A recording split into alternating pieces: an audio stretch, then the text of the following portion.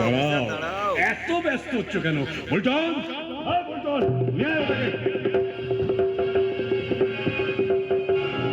সবে তো চাকরিতে জয়েন করেছো, এখন আমার ক্ষমতার দৌড়টা জানো না। একটা ফোন করব, এমন জায়গায় বদলি করে দেবো, বছরে একবারও পোষা কুকুরকে আদর করতে পারবে।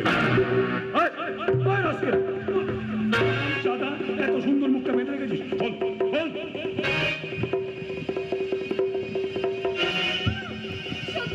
সত্য তুমি এসেছো।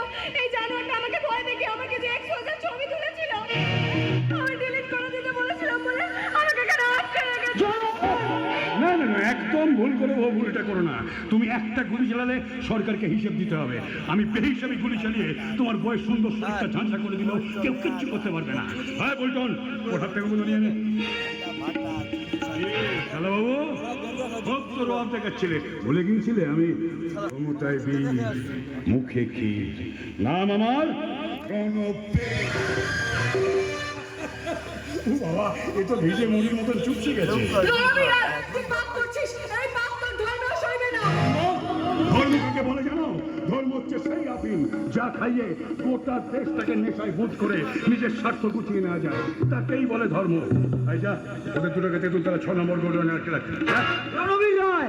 কাজটা তুই ঠিক করলি না, এই হিসেব তোকে দিতেই হবে। আমার হিসেবের খাতায় শুধু পাওনার অঙ্ক লেখা থাকে, দেনার অঙ্ক নয়।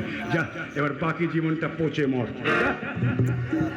রণবীর রায়, তুই আগুন নিয়ে খেলছিস।